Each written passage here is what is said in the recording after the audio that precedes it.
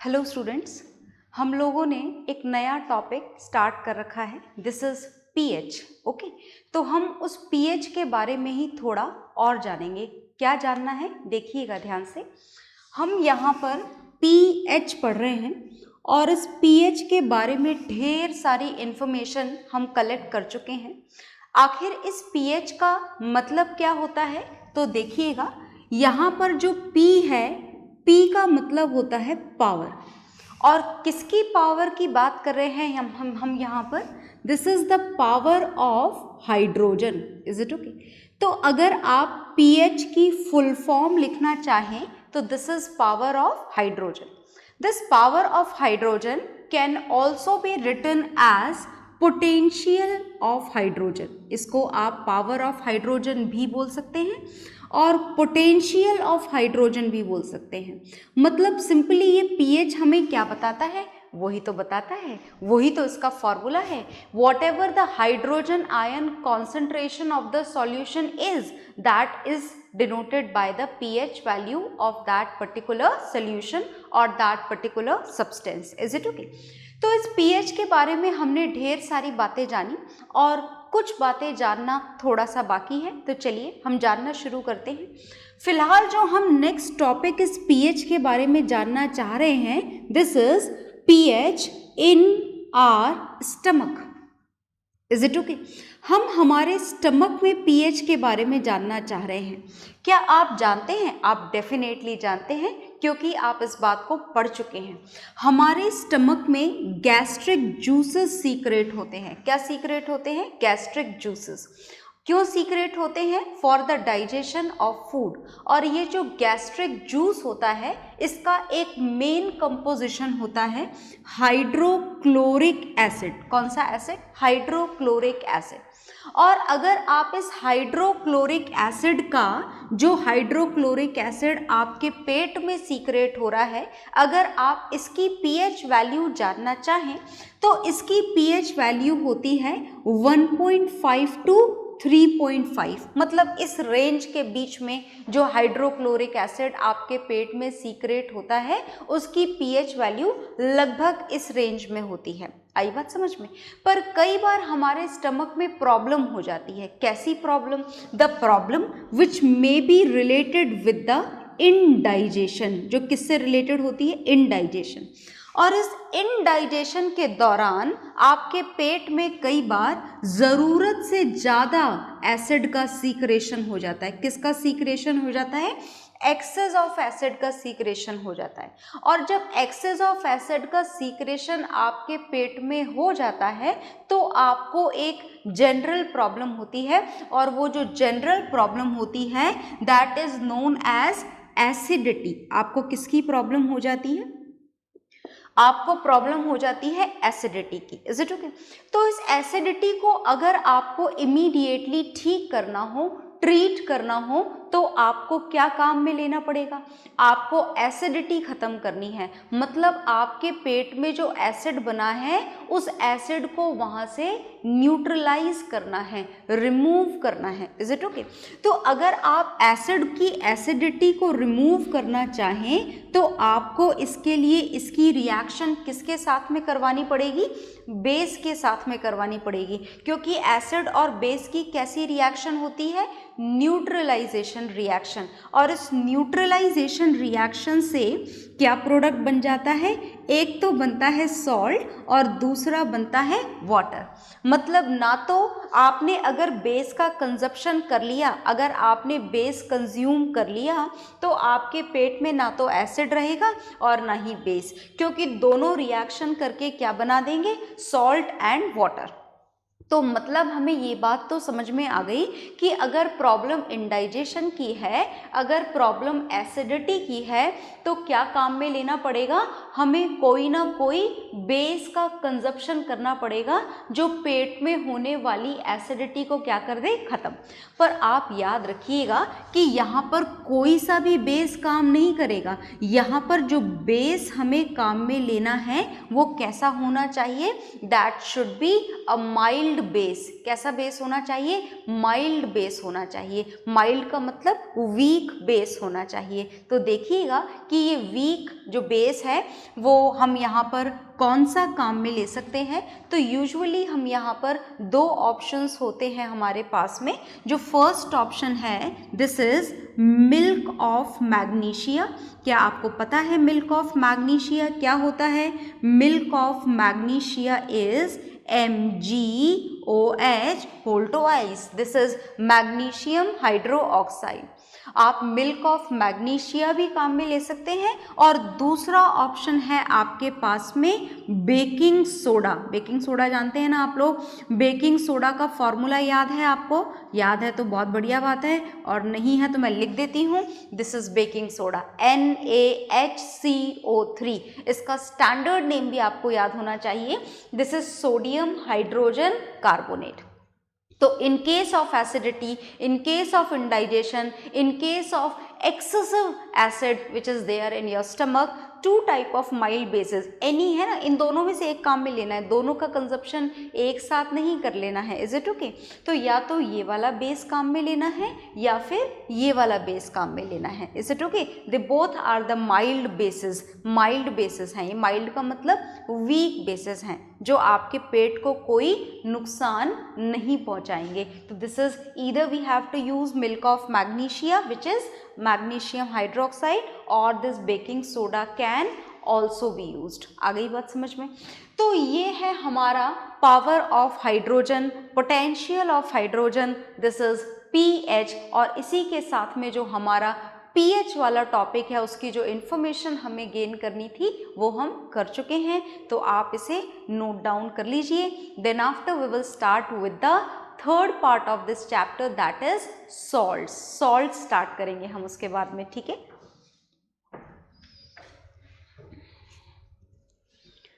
हाँ जी, तो ये आपने नोट डाउन कर लिया होगा।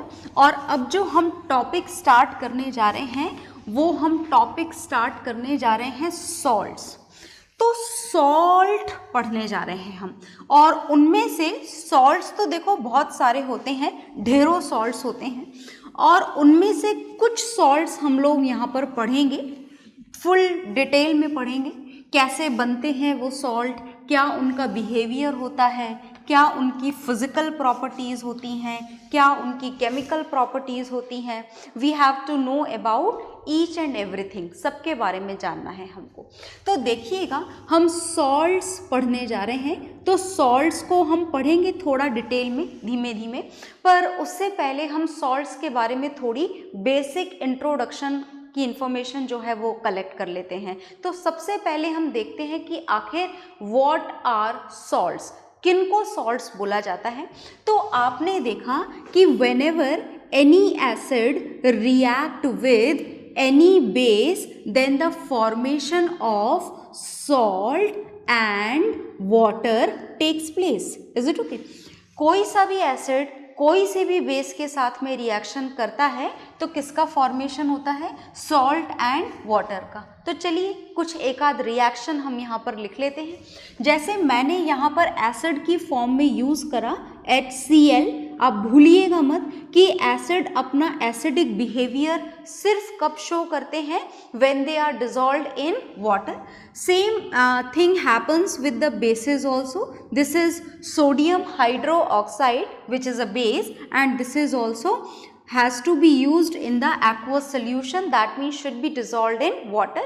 And now when these two are going to combine with each other, then neutralization reaction will take place. This reaction which is written here in front of you, this is an example of neutralization reaction. ये कौन सी reaction है?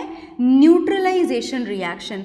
This can be known as neutralization reaction as well as double displacement reaction भी आप इसे बोल सकते हैं। And do you know the meaning of double displacement reaction?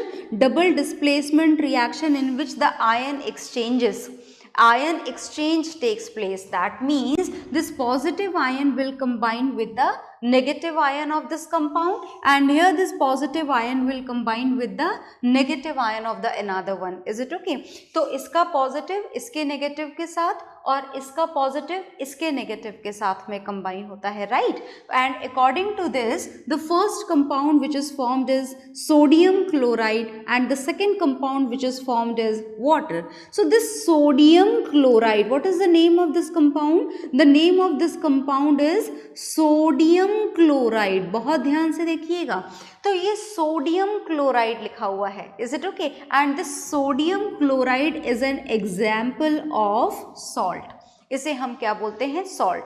तो जैसे कि हमने यहाँ पर जाना सोडियम क्लोराइड, ये क्या है? सॉल्ट है. सिमिलरली पोटेशियम क्लोराइड, ये भी क्या है? सॉल्ट है. सिमिलरली एल्यूमिनियम क्लोराइड, ये भी क्या है? सॉल्ट है. तो ये मैंने आपके सामने कुछ सॉल्ट के एग्जाम्पल लिखे, और देखो ये जो सॉल्ट के एग्जाम्पल्स आपके सामने लिखे गए हैं, sodium chloride, potassium chloride, aluminium chloride, इसमें एक बात कॉमन है. और वो कौन सी बात कॉमन है? That they all are having the chloride negative ion, that means same negative ion.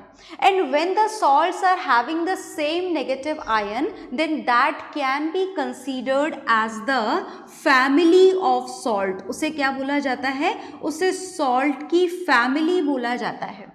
That means they all belong to the same family of salt, and the same family of salt can be considered here as the chloride salts. इनको क्या बोला जाता है? इनको बोला जाता है chloride salts. Is it okay? Similarly, अच्छा क्यों बोला गया? दोबारा से मैं आपको रिमाइंड करा रही हूँ, दोबारा सुनना ध्यान से. मैंने बोला कि sodium chloride, potassium chloride and aluminium chloride and many more, all those compounds which are having this chloride ion in them, as they are having the same negative ion, because of that this is known as, this can be considered as the family of salt, because they are having the same negative ion. Which negative ion is present here? Chloride ion. And because of that all these compounds belong to the same family which is known as chloride salts. यहाँ पर हम इसको क्या बोल रहे हैं? Chloride salts. क्योंकि क्या सेम है? नेगेटिव आयन सेम है. अच्छा हमेशा ज़रूरी है क्या ये नेगेटिव आयन ही सेम हो? नहीं नहीं, ऐसा बिल्कुल भी ज़रूरी नहीं है. पॉजिटिव आयन भी सेम हो सकता है. देखना ज़रा ध्यान से, मैं पॉजिटिव आयन वाले लिखने जा रही हूँ. Now the next is sodium chloride, बहुत ध्यान से देखना. Next is sodium carbonate, sodium carbonate है ना. Next is sodium sulphate and many more. ये यहाँ पे एंड नहीं हो रहा, डॉट डॉट लगा देते हैं यहाँ पर. और भी एग्जाम्पल्स यहाँ पर लिखे जा सकते हैं, ठीक है. तो they all are having the same positive ion. अब कौन सा आयन सेम है? ऊपर वाले में नेगेटिव आयन सेम था सारे सॉल्ट्स में, और नीचे वाले में सब में कौन सा आयन सेम है? पॉजिटिव आयन सेम है. और इसीलिए क्या आप इसे भी फैमिली ऑफ सॉल्ट बोल सकते हैं? यस, इसे भी फैमिली ऑफ सॉल्ट बोल सकते हैं. And this family of salt can be written as sodium salts. Is it okay? तो यहाँ पर आप क्या लिखेंगे? Sodium salts. ऊपर वाले क्या है? Chloride salts. Is it okay? तो आपने देखा क्लोराइड सॉल्ट्स भी हो सकते हैं, सोडियम सॉल्ट्स भी हो सकते हैं, सल्फेट सॉल्ट्स भी हो सकते हैं, कार्बोनेट सॉल्ट्स भी हो सकते हैं. तो मतलब सॉल्ट्स की यहाँ पर खूब सारी वैरायटी है. तो सॉल्ट के बारे में हमने थोड़ी सी इन्फॉर्मेशन गेन करी है, और आप इसे नोट डाउन कर लीजिए. फिर हम इन सॉल्ट्स के बारे में थोड़ा और जानेंगे. Is it okay? तो नोट इट डाउन.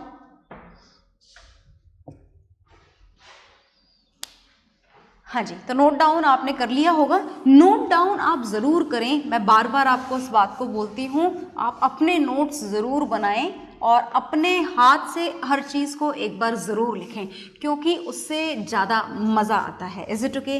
तो चलिए, ये बात आपने जान ली है, और अब जो हम जानने जा रहे हैं वो क्या जानने जा रहे हैं वो देखिएगा ध्यान से. ये एक बहुत इम्पोर्टेंट जो पॉइंट है हम यहाँ पर जानने जा रहे हैं. हम सॉल्ट्स का बिहेवियर जानने जा रहे हैं. कौन सा बिहेवियर जानने जा रहे हैं हम सॉल्ट्स का? हम जानने जा रहे हैं the thing about the pH of salt. मतलब पीएच ने अभी हमारा पीछा छोड़ा नहीं है, थोड़ा सा हम और जानेंगे. हम ये जानने जा रहे हैं कि सॉल्ट्स का पीएच क्या होता है. भाई हमें ये तो पता लग गया कि एसिड्स का पीएच कितना होता है. It is always less than 7, है ना। बेसिस का pH कितना होता है, it is always more than 7। Neutral solution का pH कितना होता है, it is always equal to 7। Is it okay? तो अब हम ये जानने जा रहे हैं कि अगर हम सॉल्ट्स की बात करें तो सॉल्ट्स का pH कितना होना चाहिए, तो हम चलिए जानते हैं। जैसे मैं आपको यहाँ पर एक एग्जाम्पल देने जा रही हूँ, दिस इज सोडियम क्लोराइड। अगर हम आपसे ये बोलें कि सोडियम क्लोराइड का आपने कौन सा सोल्यूशन लिया है, सोडियम क्लोराइड का आपने एक्वस सोल्यूशन लिया है, क्या मुश्किल काम है इसे बनाना? बिल्कुल भी नहीं। अपने घर का नमक का डब्बा खोलना है और पानी में डिसॉल्व कर देना है, you will get the aqueous solution of sodium chloride, right. तो अगर आपसे ये पूछा जाए कि what is the pH value of this solution, तो आपको याद रखना है कि it is neither acidic nor basic. The solution of sodium chloride is completely neutral, that means its pH will be equal to 7। तो इसका मतलब तो ये हुआ कि हर एक सॉल्ट का pH कितना होना चाहिए, 7 होना चाहिए। तो क्या ऐसा होता है? नहीं, ऐसा नहीं होता।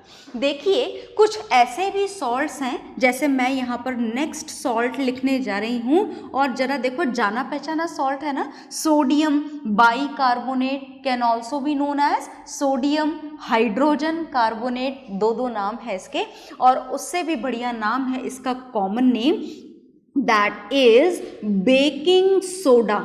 क्या नाम है इसका? कॉमन नेम क्या है इसका? Baking soda. ये वही बेकिंग सोडा है जो आप अपने घरों में बेकिंग पर्पस के लिए काम में लेते हो। Is it okay? तो this is sodium hydrogen carbonate and this is also an example of salt. ये भी क्या है? ये भी सॉल्ट है। पर अगर आपसे ये बोला जाए कि इस बेकिंग सोडा का एक्वस सोल्यूशन का pH कितना होना चाहिए, तो याद रखिएगा it's pH is more than 7। इसका pH कितना होता है? बेकिंग सोडा के सॉल्यूशन का एक्वस सॉल्यूशन का pH कितना होता है? It is more than 7। इसका मतलब आप समझ गए कि इसका सॉल्यूशन कैसा होगा? That will be slightly basic. बहुत ज़्यादा स्ट्रॉन्ग बेसिक तो नहीं, स्लाइटली बेसिक होगा। मतलब लगभग 9 के आसपास इसके सॉल्यूशन का pH आपको मिलता है, तो दैट इज बेसिक। तो अब ये बात कहाँ से आई भाई? ये एसिडिक है क्या? जरा ध्यान से देखिए, क्या ये बेकिंग सोडा एसिडिक है? क्या इसमें हाइड्रोजन आयन है? नो। तो ये एसिडिक है? बिल्कुल भी नहीं। क्या ये बेकिंग सोडा बेसिक नेचर का है? चलो देखो, इसके आयंस हम डिसोसिएट कर लेते हैं। इसमें 2 आयंस प्रेजेंट हैं।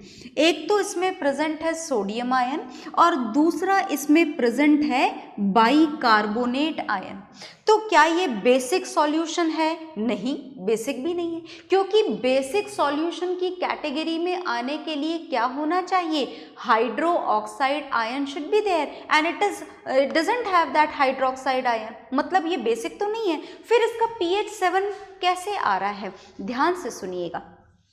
एक्चुअली जो भी सॉल्ट, अगर कोई सा भी सॉल्ट यहाँ पर वीक एसिड, भाई आपके सॉल्ट कैसे बन रहे हैं? सॉल्ट बन रहे हैं, salts are usually formed by the reaction of acid and basis.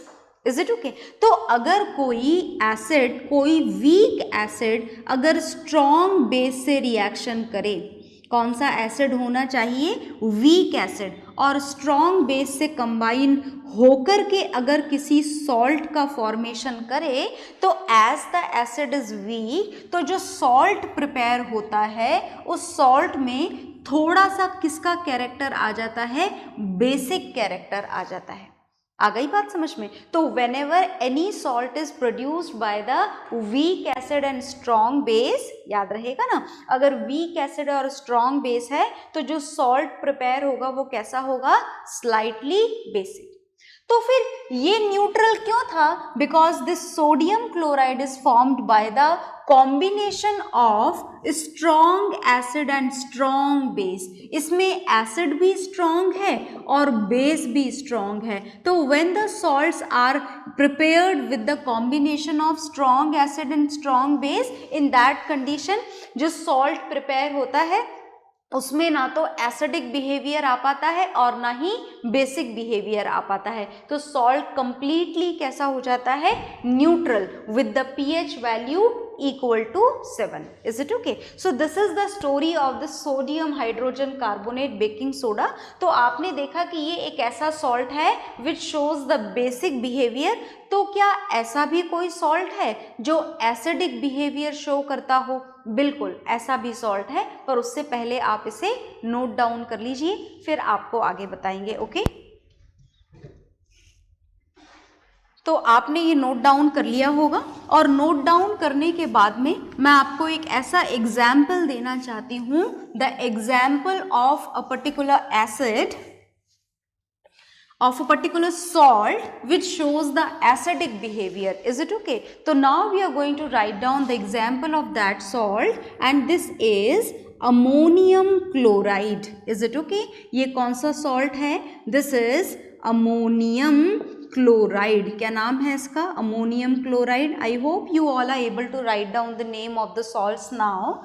And this is slightly acidic. इसका जो behavior होता है वो कैसा होता है? वो slightly acidic behavior होता है. That means pH is less than 7. इसका pH क्या होता है? less than 7. almost 6 के equal होता है इसका pH अमोनियम क्लोराइड के aqueous solution का.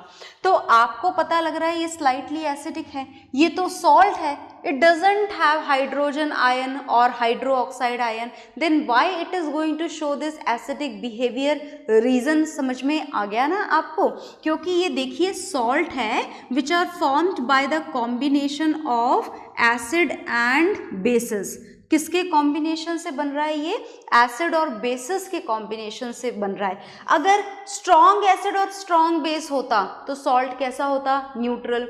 अगर स्ट्रॉन्ग एसिड और वीक बेस होता तो सॉल्ट कैसा होता? Slightly acidic. मतलब इसको बनाने के लिए जो एसिड काम में लिया गया है वो कैसा है? स्ट्रॉन्ग. और बेस कैसा काम में लिया गया है? Weak base. तो in that particular condition the salt which is usually prepared are going to show the acidic behavior. तो कैसा salt बन जाता है यहाँ पर?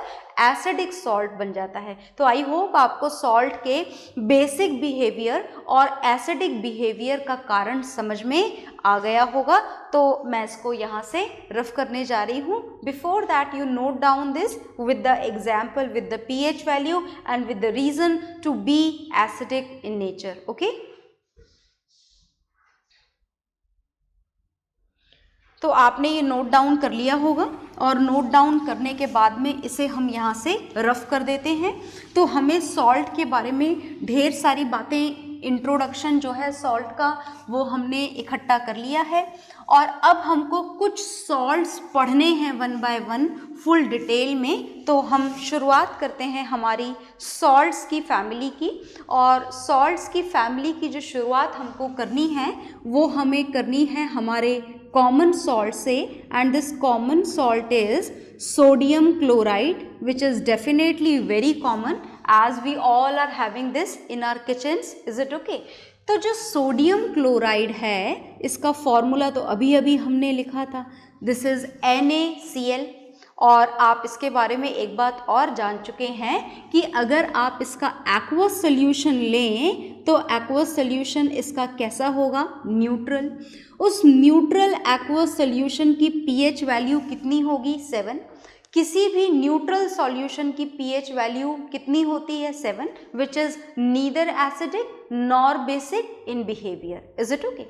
तो अब हम ये जानना चाह रहे हैं कि आखिर इस सोडियम क्लोराइड को प्रिपेयर कैसे किया जाता है, किस तरीके से ऑब्टेन किया जाता है इसको. तो चलिए हम इस सोडियम क्लोराइड की प्रिपरेशन समझने जा रहे हैं. इसको एक्चुअली प्रिपेयर नहीं करना होता है, it is already present in the sea water. बस हमें इसे वहाँ से सेपरेट करना होता है. तो आपको पता है कि जो सी वाटर होता है उसमें वाटर के साथ साथ सोडियम क्लोराइड भी प्रेजेंट होता है, और देखिए बात इम्पॉर्टेंट ये है कि सी वाटर में सिर्फ सोडियम क्लोराइड प्रेजेंट नहीं होता, इसमें सोडियम क्लोराइड के साथ साथ दूसरे सॉल्ट्स और ढेरों इम्प्योरिटीज़ भी प्रेजेंट होती हैं। Is it okay? तो खैर इम्प्योरिटीज़ को तो फिलहाल हम इग्नोर करते हैं, पर हाँ इस बात को आप याद रखिएगा कि with sodium chloride the sea water is having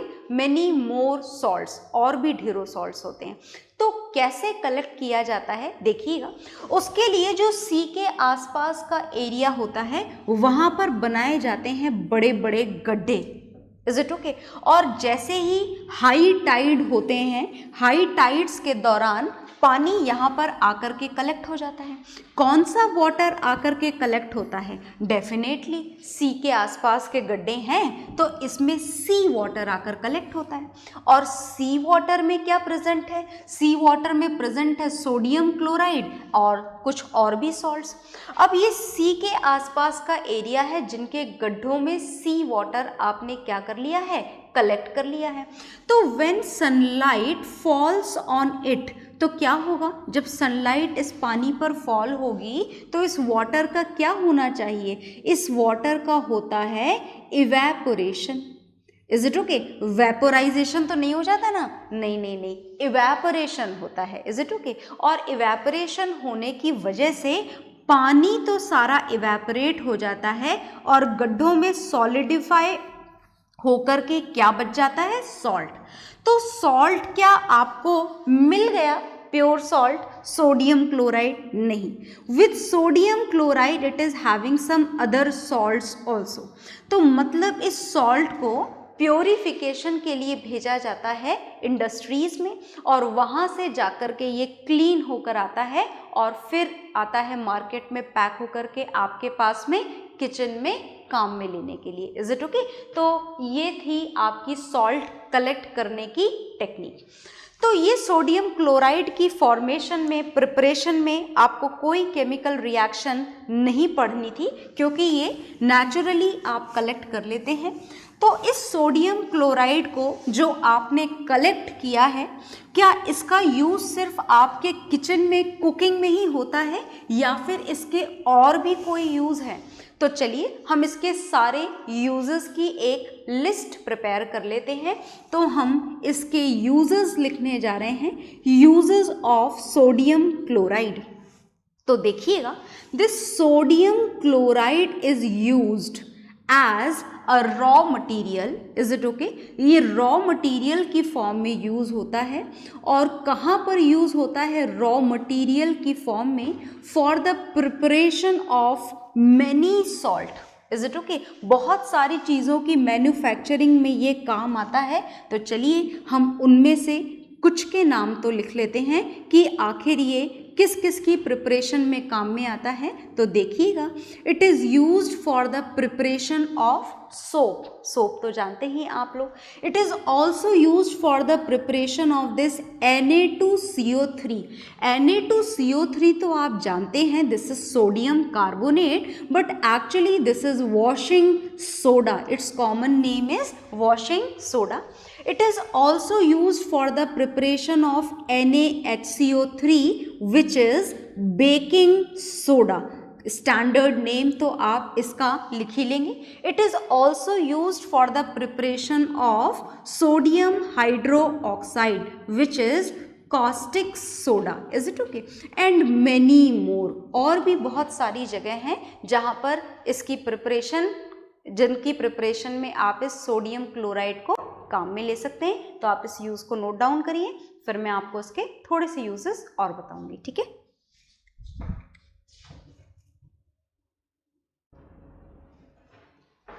तो इसके अलावा और क्या क्या यूज होते हैं इसके देखिएगा. It is also used for the preservation of pickles. It is used for the preservation of pickles. जो मार्केट से आप पिकल्स खरीदते हैं और इवन घर में भी आप जो पिकल्स का फॉर्मेशन करते हैं, प्रिपरेशन करते हैं, उसमें सॉल्ट का अमाउंट ज़रूरत से थोड़ा ज़्यादा डाला जाता है ताकि उसकी जो लाइफ है वो थोड़ी सी बढ़ जाए, as it is used as a preservative, है ना, प्रिजर्वेटिव की तरह भी आप इसे काम में लेते हैं।